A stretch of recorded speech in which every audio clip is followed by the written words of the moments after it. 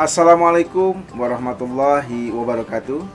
Sahabat yang dimuliakan oleh Allah, ternyata ada orang-orang yang meskipun saum dia secara fisik itu terpenuhi, tapi ternyata Rasulullah mengatakan bahwa tidak ada pahala yang didapatkan kecuali sekedar menahan diri daripada makan dan minum.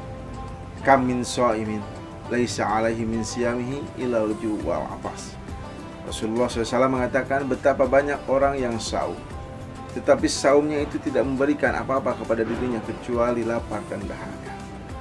Maka janganlah kita menjadi orang yang hanya mendapatkan rasa lapar dan dahaga saja ketika kita menjalani saum.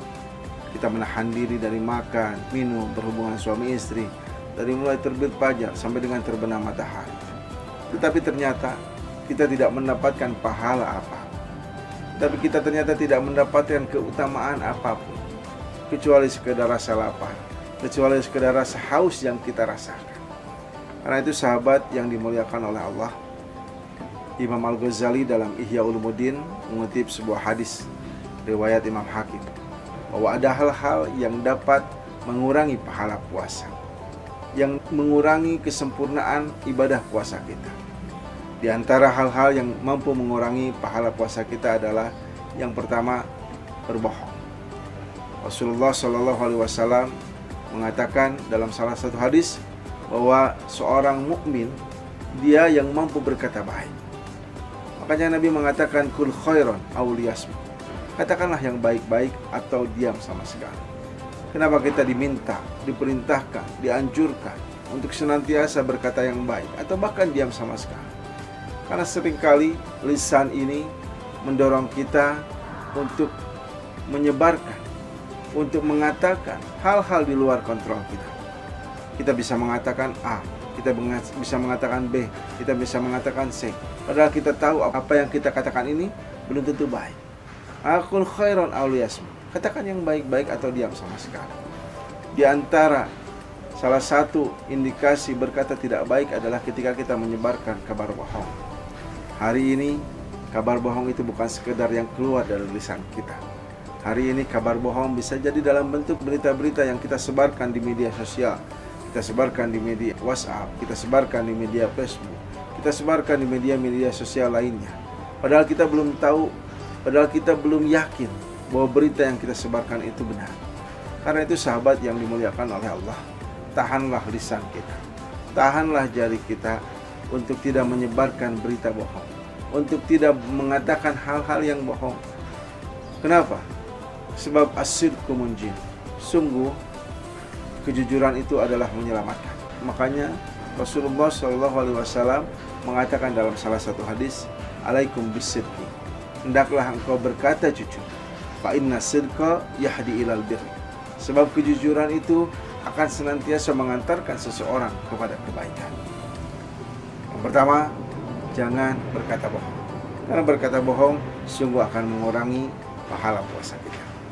Yang kedua adalah bergunjing, bergibah. Sungguh gibah ini amat sangat dibenci oleh Rasulullah SAW. Bahkan dikatakan dalam salah satu ayat Al-Quran bahwa perbuatan gibah itu sama halnya seperti memakan bangkai saudara kita. Karena itu sahabat yang dimuliakan oleh Allah, azanillahu wa iyyakum, isilah Ramadan ini dengan ibadah-ibadah, baik ibadah wajib maupun ibadah sunnah. Isilah Ramadan ini dengan perbuatan yang mendatangkan pahala. Kita bisa menamatkan Al-Quran, kita bisa mengkaji hadis-hadis Nabi, kita juga bisa membaca sirah-sirah para sahabat yang membuat kita semakin bersemangat untuk memperbaiki diri lagi. Jangan pernah libatkan kita, jangan pernah habiskan diri kita, jangan pernah habiskan waktu kita untuk terjerumus ke dalam ruang-ruang ghibah, untuk menggunjingkan orang lain, untuk membicarakan keburukan dan aib orang lain. Yang ketiga, perbuatan yang bisa menghalangi atau mengurangi pahala ibadah saum kita adalah mengadu domba. Inilah bahayanya kata Nabi, la yadkhulul jannata namam. Sungguh tidak akan masuk surga orang yang mengadu domba. Kita menyebarkan keburukan kepada seseorang, kepada orang lain, agar orang lain kemudian terlibat dalam perbuatan yang mengadu domba ini. Karena itu sahabat yang dimuliakan oleh Allah, jagalah saum kita agar senantiasa saum kita tidak hanya berhenti hanya pada aspek menahan diri dari sekedar lapar, dari sekedar saum, dari sekedar haus, dari sekedar hubungan suami istri, tapi juga jagalah saum kita dari hal-hal yang mampu merusak nilai, keutamaan, dan pahala ibadah saum itu sendiri.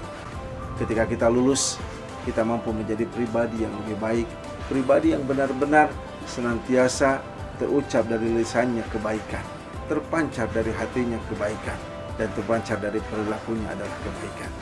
Demikian, kita bertemu di episode selanjutnya. Aqulu qouli hadza wa astaghfirullah li wa lakum. Wassalamualaikum warahmatullahi wabarakatuh.